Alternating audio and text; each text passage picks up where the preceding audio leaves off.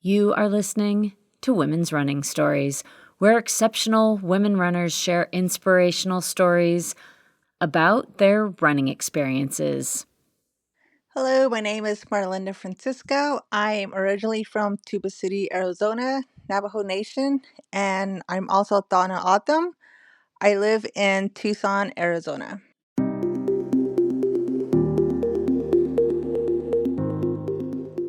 Hello and welcome. I am Cherie Louise Turner. I'm the host and producer of Women's Running Stories. Thank you so much for being here. And yes, this episode features Marlinda Francisco. She is a runner of many different distances on trail and road, and she's here to tell the whole story of how she got started in the sport, what's motivated her to keep going, and how her journey led her to going after her longest, toughest challenge to date just this year in October, and that was the Javelina 100-kilometer trail race. In addition to being a runner, Marlinda is a single mother of 4 children, and she is part of the leadership team for the nonprofit organization Native Women Run. If you are a regular listener to this podcast, you know that Native Women Run has been an organization that's been highlighted in the past. Just recently, also in October at the Chicago Marathon Expo, I co-hosted a panel with Cindy Kuzma featuring the Native Women Run team that was running at the Chicago Marathon. And in fact, Marlinda was there. I got to meet her in person. She was doing support for the team along with Native Women Run founder Verna Volker. And Verna has also been featured on an episode of Women's Running Stories. And I'll be sure to link to both Verna's episode and also the panel discussion, which I ran as an episode recently. I'll link to those in the show notes. So yes, Marlinda is part of the leadership team of NWR, and she also works as a health education specialist in her community, and she helps organize and put on running events as part of that work. A few things before we get rolling here. I want to clarify the course setup for the Javelina 100-kilometer, and also as a reminder, 100 kilometers is 62 miles. And at Javelina, it's a loop course, and runners return to the central start-finishing area at the end of each loop. And the loops are not all the same distance. For the 100K, there are 3 loops. The first is 22 miles, and the other 2 loops are 19.5 miles. So you will hear Marlinda talk about that. Marlinda also mentions a few events that she ran earlier this year, 2024, before she ran Javelina, and those events include the Boston Marathon, which she did as a member of the Native Women Run team. And she also mentions Black Canyon, and that is a trail event that has several distances, and Marlinda ran the 60K. But those are not all the events that Marlinda ran earlier this year. She lines up for a lot of running races, and that is in addition to the ones that she helps put on, and it's also in addition to the work that she does with NWR. Suffice to say that Marlinda is a steady presence in the running community. But, of course, it was not always that way. Marlinda's journey into running began several years ago, and that is where this episode is going to start. So, let's get to it. Here to tell her running story, starting with how she first got into the sport, is Marlinda Francisco. A few years ago, back in 16, I had lost an uncle, and it was hard. It was hard losing my uncle and just, going through so many emotions at the time. And a couple months after he had passed, Shiprock Marathon was coming up in New Mexico, and that was a run where, my family have decided to run in his honor. And so they invited everybody, like, we're going to do this run in Shiprock. It was a marathon, a half marathon, and a relay. And so I had thought about it, and, it would be nice to be there with the family to run in his honor because of the person of who he is and how much he meant to all of us. And so I had decided, okay, I'm gonna do my first half marathon. So I started training for this run. And during the times of my training, my uncles and my aunts, they always said, your uncle would be so proud of you, or they would send pictures of him, and it reminded me of to keep going. This is why I'm doing it. This person I'm doing this for. And it was part of my grieving. And so after I did my half marathon, I made a commitment to myself that I'm going to continue to go. I'm going to keep going. I'm going to do this for him. And I kept doing it. I kept going. I stayed, committed. And I learned a lot about myself. I kept doing these runs to where I went from a half marathon to running my first marathon back in Shiprock. Again, myself and my cousins, we ran again in my uncle's honor. And then after that, kept going. And so I've always thought, okay, a marathon, that's as far as I'm going to go. I'm not going to go further than that. after after I had ran my first marathon, my uncle, my aunt had asked, what was your time? Because it is a Boston qualifier in Shiprock. At that time, I wasn't like, okay, I'm not going to worry about that. I'm just, doing this for my family. But when they had brought that up, then I was like, okay, I don't even know what my time was. So I went, checked my time, told them about it, and noticed that I was like 6 minutes short from qualifying. So I wasn't upset or mad. I was like, okay, that's going to be my motivation for the next year. So went to Shiprock. I didn't qualify because I started having some leg pain, which slowed me down, but I still finished anyway. And when I started trail running, I started falling in love with trails. I started doing more trails. And one year, 2021, I ran Chicago Marathon. And then after that, a couple of weeks after that, that's when Javelina was coming up. We started crewing at Javelina. It all started when Verna, the founder of Native Women Run, was doing her 100K and needed a crew. So she reached out through Instagram, and a friend of mine, ours, Sergio, who reached back and was going back and forth saying, what is it that you need? Let us know. I can get some people together. And he did all of that. And then myself and two others were like, okay, let's go. Let's go to Javelina. Let's help Verna out. What is it that we need to do? Because it was our first time. And just being there, the whole experience, getting ready, meeting Verna the first time. We've all met each other the first time. And just knowing that I was going to be pacing her first 100K, it was like a coin toss between me and Sergio, because he wanted to do it. Then he was like, well, maybe you should do it because this is Native women running. And so we made the decision to go ahead and that I will go and pace Verna on her last loop. So the whole crewing there, of just having that experience and just watching everybody, was like an inspiration.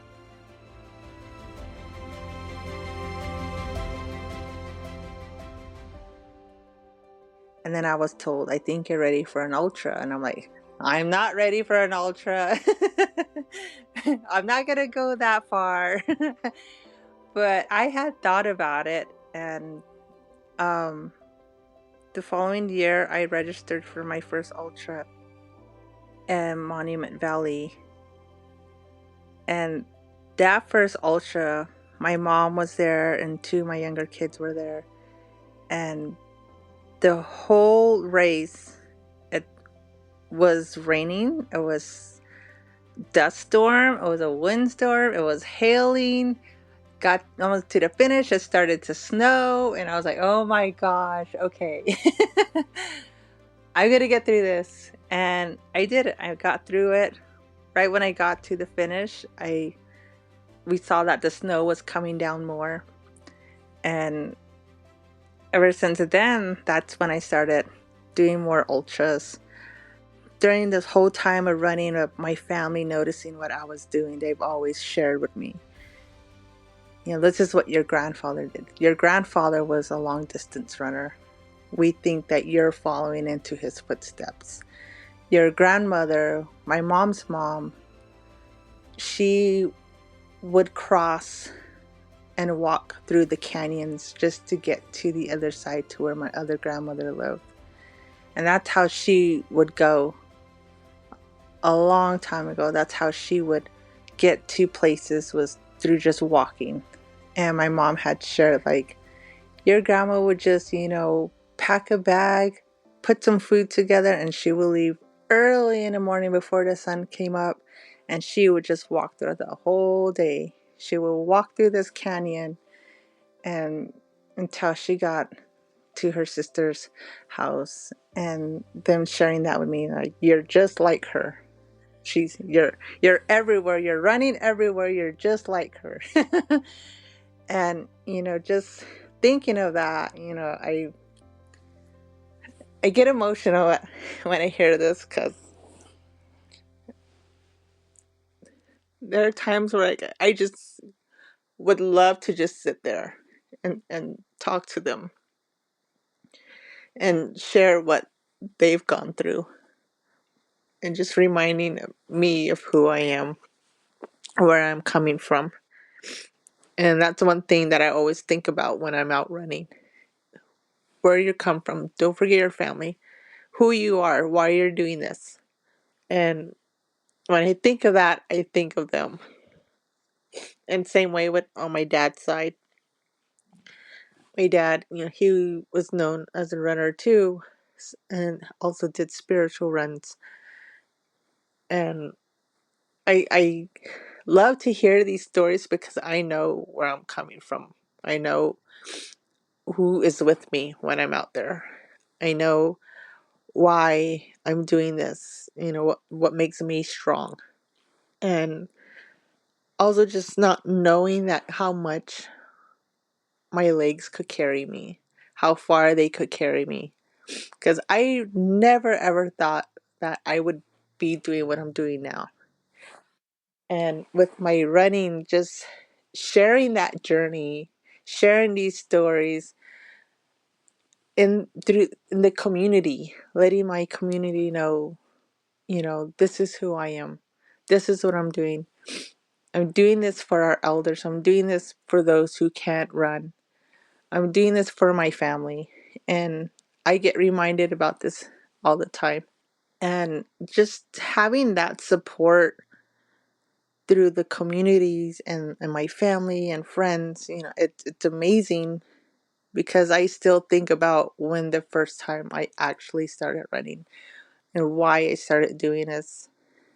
And it's just, sharing that journey. I didn't think I would be doing all of these things now. I didn't think I would be getting interviewed for a newspaper article or magazines or doing these campaigns, And, I've always seen other runners who were Navajo, who were, Hopi, different tribes, but no one from the Tohono O'odham nation. You don't see anybody doing all of this, representing. So, I wanted to put that out there. I wanted to let people know, this is who I am. I'm Tohono O'odham, and we are here too. We're doing the same thing. This is our culture. This is who we are. You know, our ancestors were running because they were passing the messages from a village to another village. That's what our ancestors did. And now I'm into those footsteps. I'm following those footsteps. And that's what I think about when I'm out there. When I'm out running, it's like me passing a message along to different communities. Me running through my feet with medicine and prayer, with for strength and healing. And now, having being that inspiration, being that motivator for the youth. I go out there and I talk to the youth as well and let them know, you know, to take care of themselves. And, this is our culture. This is our himdag, our culture. This is who we are. Try to encourage these youth to keep going. I've done, presentations of my running, and with a lot of the elders that I come across and that I work with in my community of the Tohono O'odham Nation, they share their stories. When after presenting, they'll come up to me, thank you for what you're doing, and then they talk about how they used to run a long time ago. And just those stories, I cherish them with me. I keep them with me, and I think of them. And I didn't know a long time ago they had this autumn Olympics in the community where all the communities would come together and compete against each other through running. So that was like exciting to hear, and knowing that those elders were part of that. So, them is what keeps me moving too. Sharing my journey with them, I can see the excitement and how proud they are of me when I'm telling them these things. So we'll sit there and we'll talk about it, and just sharing those stories with them. It's, I get emotional because my grandparents passed when I was young. So I didn't get to sit around and listen to their stories or learn the culture or the language through them. And I've always shared with the elders that I work with, like, you're my grandparents. I'm learning from all of you. You're teaching me these things that I couldn't get when I was little because my grandparents passed when I was young. And I always thank them for that. Like, thank you for listening. Thank you for teaching me these things.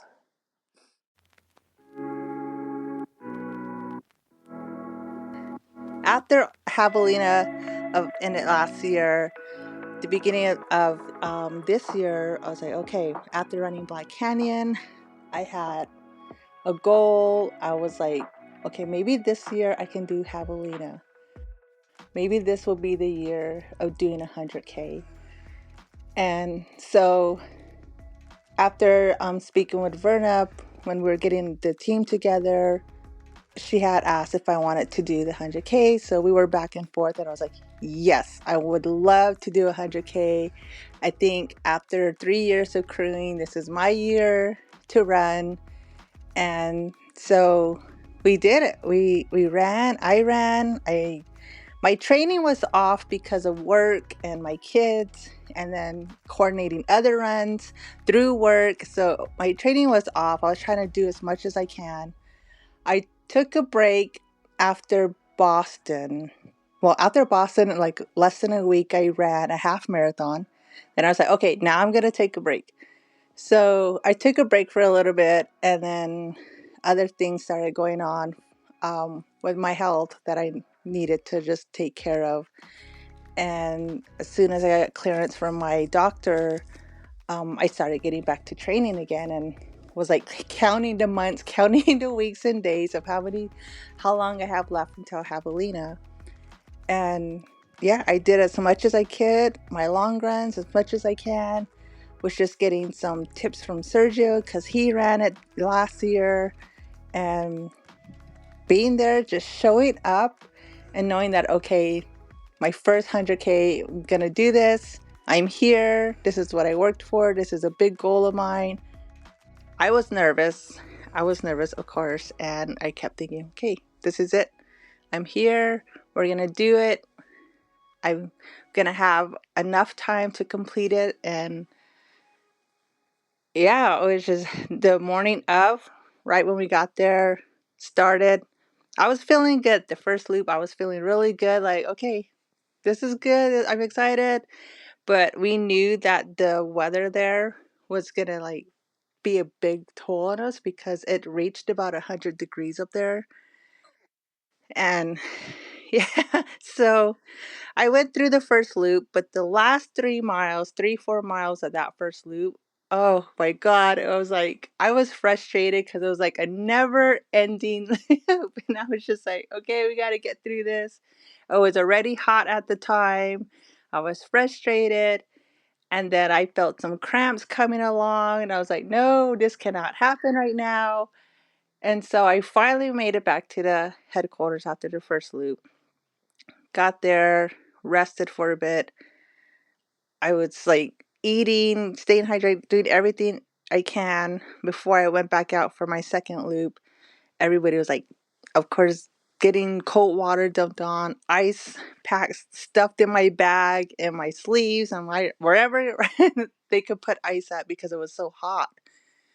I was trying to eat something and I couldn't. I knew I wouldn't hold it down. So that was kind of hard, but I mean, I was still eating foods at the aid station, getting as much as I can. When I went out to my second loop, I felt it more of the cramps happening. I'm like, okay, second loop, 19 and a half miles. It's less than the first loop. So I wanted to get through there. I wanted to get through, and I had like these thoughts in my head, like maybe I should just stop, maybe I should end it. But I was like, I needed to push myself more. I need to keep going. I got to keep going. Just keep hydrating, keep taking what I have, the foods that I have with me, and just keep moving. So every time I would start jogging, the cramps on both of my hamstrings, I could feel it tighten up. So I had to like stop and just walk. So I kept walking, just trying to make it to every aid station. And I would sit at the aid stations for a little bit just to reset, regroup, hydrate, eat something, and just, okay, we got to keep going. You got to keep moving. I was getting these messages on my phone. You can do this. I know you got it, one step at a time. You don't need to rush it. You have plenty of time ahead of you. You are going to finish. And just telling me you're there. You're already there and you can do it. So I sat there for a little bit at the aid stations, kept moving, waiting for the sun to go down because it was so hot. And when I got to 32 miles, I was at an aid station and I sat there and I'm thinking, okay, this is it. I'm going to have to stop. I'm going to have to just drop. But the messages I kept reading and I was like, okay, I'm not going to do it. Whatever was in my head, just erase. I'm not going to stop. I'm not going to stop. I'm going to keep going. So again, reset, regroup. And I kept moving. I kept going, kept pushing myself, knowing I can do this. The sun's going to be down in a couple hours. It'll be fine after that. It'll get a little cooler. Just keeping that positive thoughts in my head. And I kept thinking of my kids being at the finish, thinking, their mom, they know that their mom is out here and must be crazy for going 62 miles today. And but, all those thoughts in my head is what kept me moving. The thought of my kids, the thought of my family, my grandma out back home, my family, all the support that I would get in the community. I thought of them as I kept going. And usually these big runs, when something happens or I feel like I'm gonna just end it, I think of what our ancestors went through. I think of the long walk. I think of, my grandfathers who were runners too, and all of that came to my head and I just kept moving and moving. And finally, when I reached another aid station, I sat down for a bit. The sun was going down. I was like, okay, sun's down. It's getting cooler. I went, changed my socks, changed everything out at the aid station, got my foot taped because it was bothering me. And I moved on, kept going. And I was like, okay, maybe I can start jogging. Let's see how it feels. So I kept going. I started to jog, felt nothing. I was feeling good. And when I reached the last station before the headquarters, which was like 3.5, 4 miles left till the headquarters, I sat there, ate something. They had pizza there, so I was like, "Oh yes, pizza!"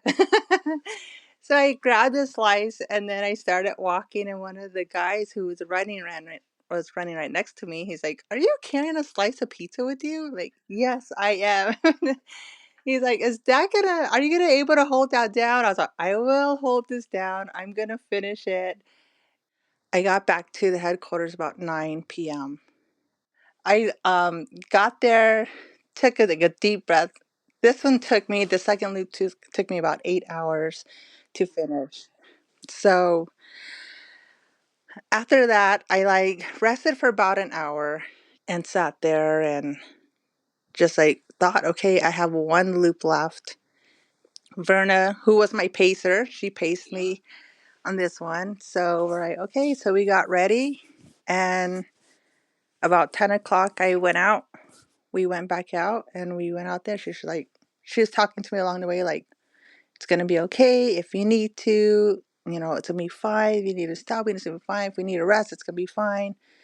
So, she was with me the whole time. She stayed with me the whole time. I felt a whole lot better because I had somebody with me.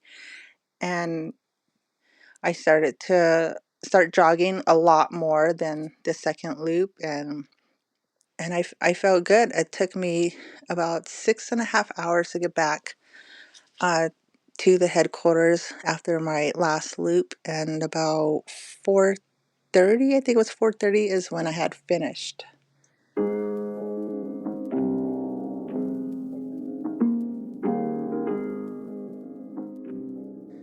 I'd finished my first 100K. It was just like, oh my gosh, like just everything going through my head at that whole time. I crossed the finish line. I was there. I was crossing, and when we were running in, Verna, I heard her saying, this is what you do. This is who you are. Go by what you say. Way your little motto. Run with your heart. Pray with your feet. Run with your heart and pray with your feet. She saw, this is what you do. This is who you are. So we finished it. I finished it, and it was just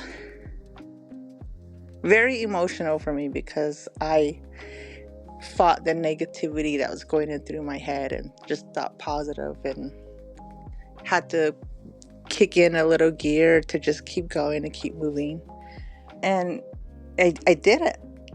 I did it. And I was just so proud of myself because, again, training, setbacks, but, it's the whole mentality as what got me through the support and the messages through my phone, and just, the crew, everyone that was there, knew that I could do this.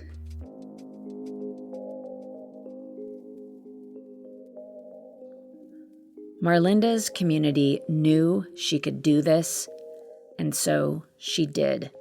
Marlinda completed the Javelina 100-kilometer in 21 hours, 31 minutes.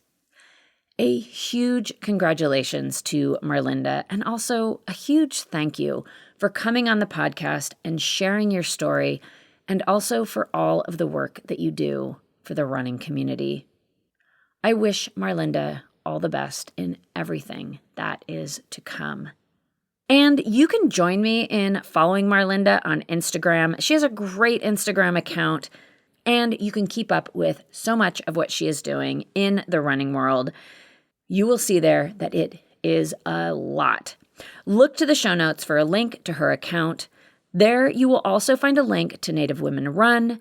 This is the organization, again, led by Verna Volker and her incredible leadership team, which includes, like I mentioned up top, Marlinda.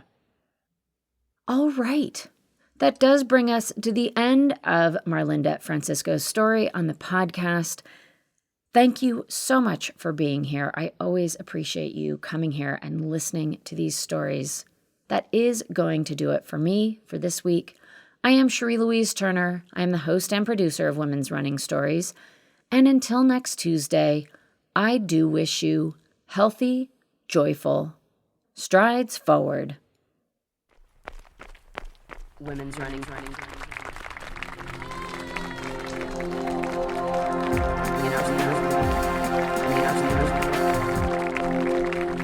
Women's running stories.